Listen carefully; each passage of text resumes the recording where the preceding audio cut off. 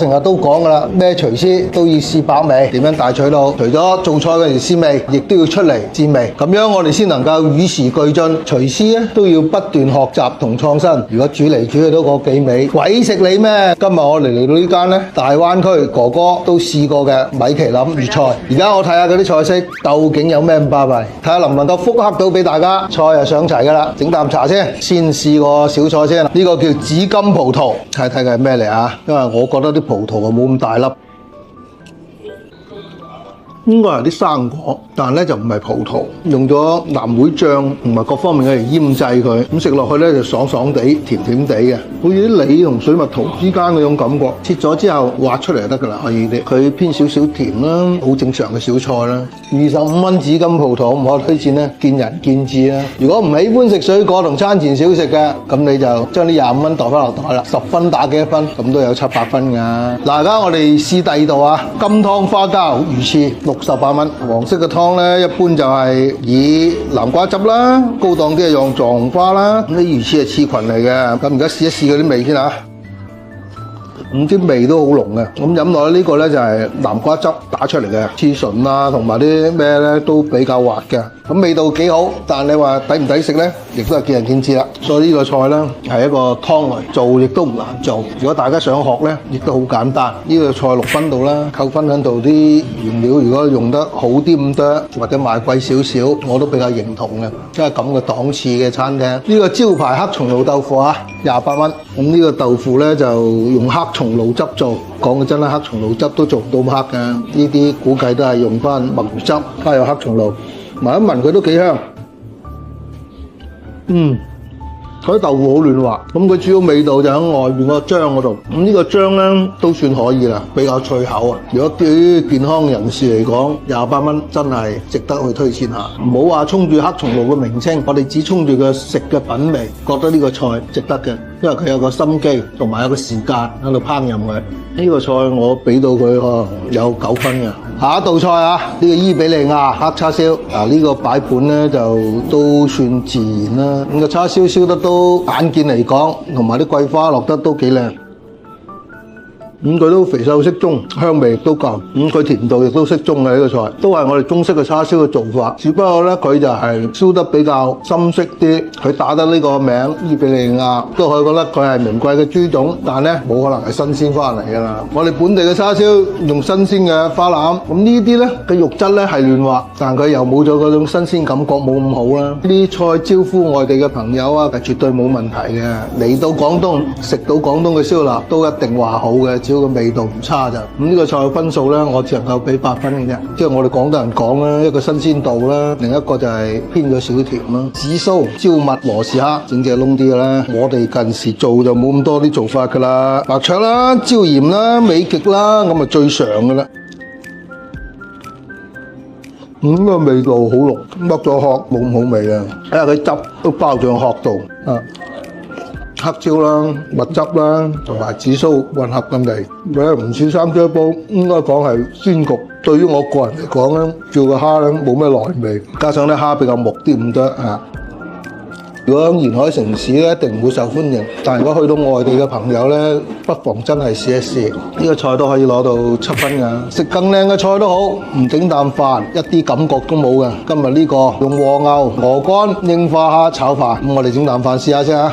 68蚊呢個用料咧，算好足㗎啦。咁呢個飯咧好乾身㗎，聞落咧亦都好香。炒飯好講究油靚唔靚，同埋炒嘅功夫油唔油膩，同埋啲米能唔能夠散開。我個人認為咧，咁個炒飯又要香，食落去又爽口，咬落去之後咧有回軟感，咁呢個炒飯先夠標準。咁呢個炒飯算可以嘅，唔錯，真係呢個都有8、9分嘅。就咁俾你睇咧，我估計你都估唔到咩菜。呢個咧原來叫黑金芋泥香酥鴨，68蚊。咁呢個菜講賣相咧，我真係一啲感覺都冇啦。傳統我哋嘅香酥鴨咧，芋泥咧炸出嚟係金黃色嘅。咁而家呢個咧就叫有啲特色咧。佢真係好似有啲朱古力咁嘅表皮味嘅。當然啦，呢個係已經拆晒骨㗎啦。外邊聞落去有嗰種朱古力好似焦糖嗰種味啦。但係我就食唔到鴨嗰種風味咯。咁68蚊啦，我就認為唔係咁啱啊。專登係咪炸到咁嘅色咧嚟吸引人咧？我仲係中意翻金黃色嗰隻。咁呢個咧我就相對講真係俾到可能係5分左右嘅啫。今日嘅大菜啦，避風塘炒蟹，過去香港皆知巷聞。今日呢個428蚊，呢隻斤半重嘅蟹。咁佢有啲香茅啦、青紅椒啦。佢呢個蒜蓉做得都幾脆，而家啲蟹啲膏就唔算多噶啦，一睇靚仔啊，個油溫夠，炸到啲殼都夠脆。咁頭先食過啲輔料嘅味又唔錯嘅，佢個粉裹得稍稍可能會多咗少少。嗱，佢個蟹肉同個粉皮係兩個唔同啊，蟹又唔錯嘅真係。咁啲一般都係肉蟹啦，但食落個蟹嘅鮮味真係夠。而且炸入去個味道亦都夠，呢個可以覺得值得推薦啊！呢個菜食嘢咧，唔好話成世諗住個價錢先咯，最緊要啱唔啱你食啊！第一個，第二個咧，呢件物品值唔值咯？8蚊雞俾你，俾隻死蟹你食，食完翻去屙一餐嘅，可能要使600-800啦。所以咧，即係話價錢係一個，但你有條件嘅情況下，梗係食隻好啲嘅啦。我唔敢話平冇好貨啊，但一定唔會最好嘅貨。呢個菜可以俾到9分啦，除咗外邊嘅粉皮厚咗啲，其他冇咩大問題。金榜香蕉塔22蚊，呢個又可以當為甜品又得，一嚿香蕉冇經過點樣處理嘅，成個切咗之後，用卡夫奇妙醬或者沙拉醬加入咗日本芥辣，撈勻咗，瀨好咗落去，再打入金沙，都幾過癮嘅，20零蚊，佢又開心時，食嗰個亦都開心，味道幾過癮，啲新派做法。我嗰個係經過用脆皮醬炸咗，喺旁邊擺設嘅，呢個咧係有啲沙律啊、豬油咁樣嘅感覺。評分呢個叫不過不失啦，6分到啦，因為功夫操作唔使太高要求。總體咧呢間餐廳咧今日冇踩到雷啊！可以講得啲菜式有佢自己嘅特色。咁如果你長期食慣咗我哋傳統嘅粵菜，品嚐下而家用新派做法嘅粵菜，因為佢畢竟有啲中西餐嘅融合嘅做法，眼球佢唔屬於話太於吸引人，但食落去咧佢有自己一種風味，佢好注重於嗰個口嘅感覺。如果你哋覺得認為有咩嘢需要我複製下嘅，教大家去做一做嘅，不妨喺評論區講我聽。拍完未啊？食得飯未啊？得㗎啦！真心話有冇話呢間餐廳改變到你對味感嘅啲睇法？呢個教育啲咁嘅。記得點讚關注哦！上次食完啲新派嘢啦，今日咧過嚟呢度試一試啲傳統粵菜。你哋話睇下個背景就知道邊度啦。遊考下你啊！今日我喺邊度啊？呢間咧有啲人話佢係正宗嘅粵菜，又有啲人咧話佢哋咧專登招呼啲遊客嘅啫。今日我哋就過嚟試一試佢。第一道菜瓦餐焗鮑魚，我哋睇下有咩啊？48蚊一隻嘅鮑魚，我哋講雞腳又得，鳳爪又得啦，係嘛？仲有啲排骨。咁呢個菜咧開煲又要48㗎。咁呢度4隻鮑魚，咁睇佢生熟度好靚仔啊，真係得色澤可以。個熟度好靚，味道真係都唔錯。鮑魚係新鮮嘅鮮鮑，嗰種新鮮嘅香味。同埋嗰種爽口彈牙，蠔油汁加入鮑汁做出嚟嘅鮑魚亦都唔黐牙，又夠爽口。屋企做都唔難嘅，至於有冇做得出咁好味咧，就見仁見智啦。咁至於你話價錢貴與唔貴，咁見仁見智啊。一來呢個地頭寸土寸金，第二個呢隻鮑魚做得出咁嘅品味，有佢嘅價值喺度。豉油黃鵝腸可以講得係粵菜中比較耐，而且好多間店都做，可以講得咧越做越精益求精。咁呢啲鵝腸咧睇落去咧就好似係有少少醃製過，一定係夠爽口。咁呢種做法咧亦都十分傳統啦。豆角墊底呢個時候真唔簡單㗎，熬製一定要夠濃夠稠。豆角就唔使講啦，有內味就 OK 啦。鵝腸好爽口，佢啲鵝腸咧能夠做到咁唔縮水咧，可以講得啦。一飛完水之後，煲好煮好，索乾晒啲水分，跟住一懟好個汁，即刻快速2-3分鐘收起佢。138，我過去10分之鐘食鵝腸嘅，咁終於今日都回味下。如果10分之鐘呢啲，求其都有8-9分㗎，真係咁傳統嘅菜。嗱，下一個餸呢個乳鴿紅燒嘅，包括國藥嘅好、美極嘅好，你哋都食過啦。但呢個咧叫瑞士汁乳鴿，真係另一種風味嘅。睇下點樣瑞士汁法。咁呢個汁都係偏甜嘅，即係睇落去知係勝在新鮮，真係。如果啲雪蛤啊各方面做出嚟咧，啲肉咧冇咁纖細，而呢粒特感係唔同嘅。我有汁水，比較嫩滑。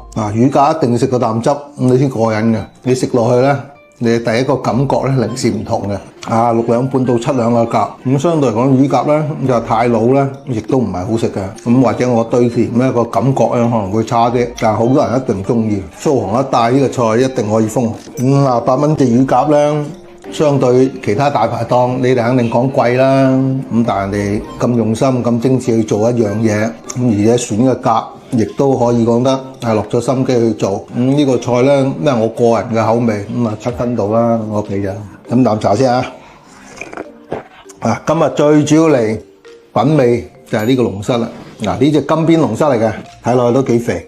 因為脹卜卜嘅，有啲人話頭曱甴你都敢食咁，但呢隻曱甴就矜貴啦。水曱甴睇佢就真係同曱甴一模一樣噶啦，但佢同曱甴係兩回事嘅，兩個科目嘅昆蟲。咁呢樣嘢咧，有人講係男士補品，咁食呢樣嘢咧真係有啲技巧嘅。我哋先將對翼揭開佢啊。好啦，我哋拎起佢，將個頭呢度熬一熬佢啊，唔好咁大力喎，小心啲喎，就住到力啊嗱，咁樣就唔會影響你嗰啲食用啦。將呢條腸拎佢出嚟先，輕輕咁揸住佢，嗱咁樣食落去，哇食你，佢食落去咧又會蟹肉咁，但佢嗒落去咧嗰種香味咧，佢又帶有好似火腿啦、蟹膏啊嗰種香味，只不過要落手落腳，好多女士或者未必都中意。嗱呢邊食完啦，到呢邊龍蝨呢樣嘢咧，你食完一隻就想食第二隻嘅啦。好新鮮，而且佢個滷水味唔會蓋過咗啲龍蝨嗰種鮮味。我覺得佢今次做得呢個真係 No.1。呢個師傅做出呢個龍蝨88蚊唔貴，但如果你話響買啊各方面嚟講，如果你知道價錢，你都唔會覺得佢好貴。畢竟酒樓都要賺錢㗎。呢個我絕對俾到9點幾分㗎啦，差唔多滿分㗎。因為平時我包括自己做，可能都會滷水味都會重咗啲。下一個菜啊，嗱呢啲就叫護鴨啦，咁呢個就大姜啦。咁呢隻水庫魚頭有幾大？從呢啲方面睇咧，可能呢個魚頭唔算好大啦。護鴨咧，佢點樣好唔好食咧？一定要浸夠水，而且一定要飛得透。你仲要爆翻香，唔好太腍，又唔能夠太硬，一定要爽口。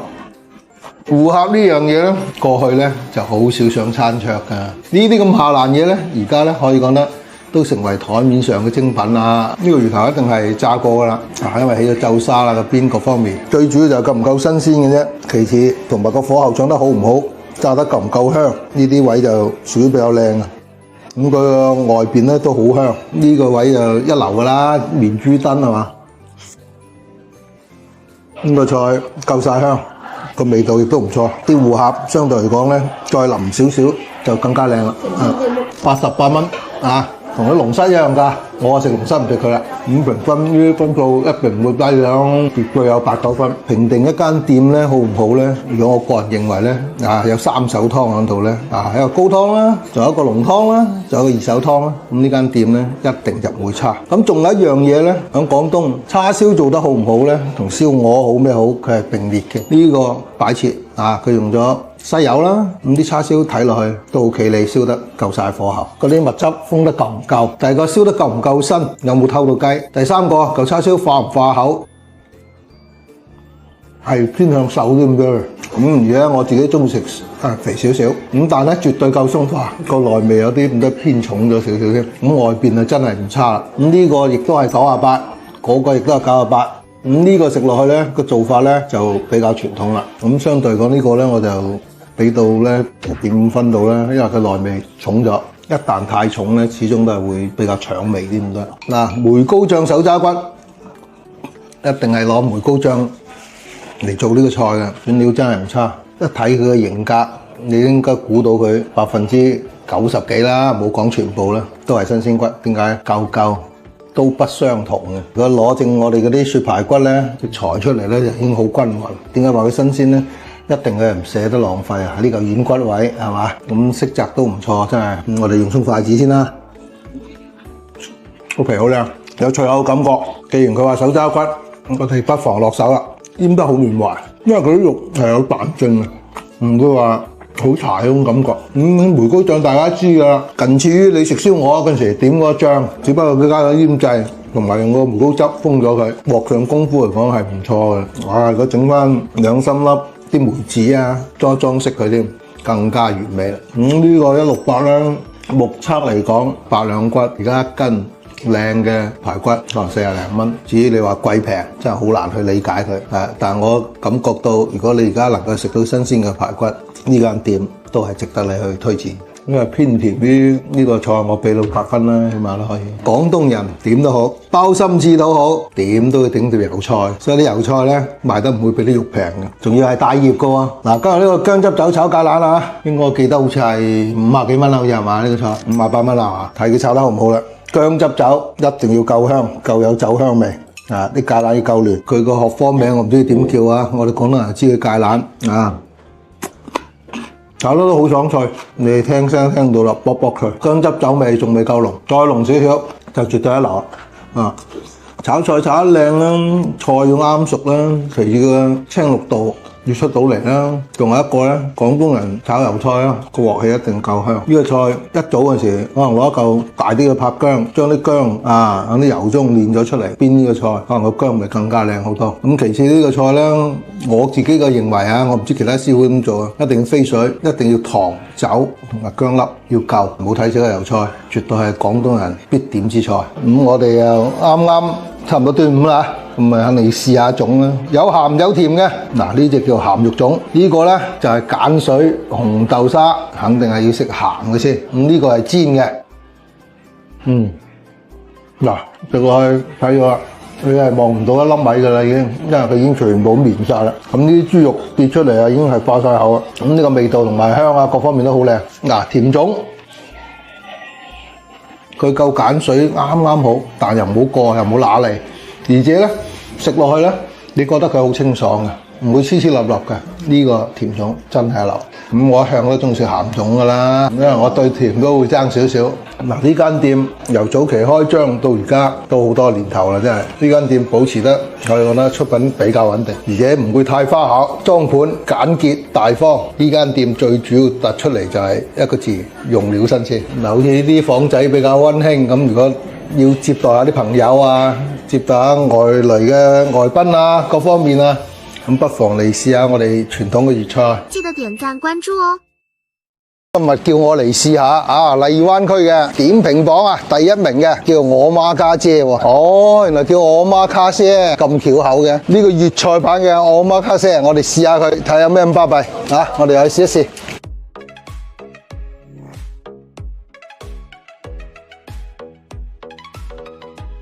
準備上菜，睇下第一個菜食咩先。哎呀，真精緻！橙汁天麻聖女果，如果有頭痛啦，揾啲咩川芎燉佢，但呢隻係新鮮嘅，所以你唔使講嘢，一定係肯定爽口嘅。試一試佢酸甜度如何？好靚嘅橙香味，你係諗都諗唔到，前菜都做得咁企理，我相信呢度一定唔會踩落。哇！呢粒滑溜溜啊，好似18歲少女咁啊，多汁到。哦，包住一卷卷，哇！清湯荷包黑豚肉，嗦佢一啖湯先。一間店如果有3款湯，一個高湯，一個濃湯，再嚟一個清湯，呢間店唔差得去邊。啲湯鮮甜得嚟，唔係出邊嗰啲味精水。第一啖而家個口都已經係黐黐地嘅啦。而家我哋試下佢呢個荷包啊，可以講係響潮州菜中一種演變。潮州近時有啲荷包白鱔啦，各方面啲嘢，但今日咧佢用咗咩咧？潮州嘅鹹菜應該咧就係浸過下之後，隔乾咗水分，包入西班牙嗰種黑豚肉，加上有涼瓜，不可言喻啊！我飲埋啲湯先，唔好怕啦，終於嚟啦！頭先話望住都肚餓嗰隻，呢隻阿加斯蟹腳一定係熟凍啊！睇下得唔得㗎？一絲絲嘅，仲係一疏疏嘅，我哋點一點佢啲啊！啲蟹肉味保存得十分之靚，踏入咗啲蒜香啦、葱花啦，增加咗嗰種香味，而且佢落嘅味道唔重，保持到佢嘅鮮味。食嘢食味道，我都係落手落筷子快啲咁多。今日呢個咧雙拼，有牛肉有豬肉，咁如果喺一啲地方咧有牛肉有豬肉咧，佢哋叫係龍虎肉。嗱，呢個菜上咗啦，先食咗有甜味嘅先，再食呢個有香味嘅，一定要大大啖一口過。入口的話，我唔知佢咩料啊，好過癮啊！嗰啲牛肉嗰啲油味啊，佢滲秘咗喺啲芒果度，佢係酸嗰種味咧，係嗰種芒果酸，但佢食落係甜嘅，真係好奇怪。飲啖水先嚇，唔好浪費咗嘢。食嘢真係要講下細節嘅，試一試佢先講啊。包住啲牛肉，嗰種蒜香味同嗰種葱香味係攻上個鼻嗰度啊。同埋咧，你話佢唔甜咩？佢香得嚟，嗰啲豬肉嗰種甜味係突咗出嚟，你係唔知道佢係一種雪藏豬肉嚟嘅。嘿，你睇嗰啲咩嚟嘅？法式燒排骨，先舐舐隻手指咁樣，可能落手食可能會過癮啲咁多啫。一陣間嗰嚿先落手啊，驚佢太辣啦。好嫩滑，點解？哇！啲汁水要流出嚟咁。佢又唔同於我哋嘅燒排骨。如果我感覺咧，佢有少少醋香味啦，即係有啲蜜汁嗰啲係實要有噶啦。但係我估計呢啲醋一定唔係咁簡單，佢唔似我哋本地嗰啲醋啊，好和味啊嗰種醋。哦，意大利黑醋。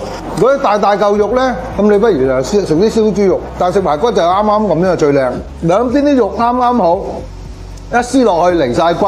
嘿！點啊，靚女？呢個用咩菜啊？占卜豬排吧？對，占卜我們是哦，用占卜，是這種占卜嗎？我哋試下睇件黑暗料理先，應該佢係低溫處理過。好脆啊！食到肉汁好鮮嘅，調味料我相信佢好簡單，簡單有啲豬肉啲味啊，係喺個口度回蕩晒，應該係加麵包糠同埋竹炭粉，呢個滿足感好舒服啊！試下一件咧，呢件靚女處理嘅。食嘢要嗒嗒聲先爽啊！真係呢啲同新鮮豬大家兩回事啊！但呢隻豬肉咧真係冇得彈，可能係啲廚師好嘢，加工得好舒服，好舒服。所有嘅戰斧牛扒好咩好，你哋睇得多啦。今次終於品嚐到西班牙戰斧豬扒。呢啲咩嚟㗎？呢腸粉？哦，魚腸粉，第一次食。魚腸粉，中式嘅炒法，有韭菜花啦、蝦仁啦，我見佢落咗啲小醬啦，有啲生抽啦，炒得真係好香，聞都聞到啊！食落去佢韌韌淡淡地牙，我聽嗰啲廚師介紹係零卡路里嘅，而家落咗油，落咗啲小醬，咁啊肯定唔係零卡路里啊！但係咧，如果平時咧減肥人士食嗰陣時咧，不失為一種真係減肥嘅好品種。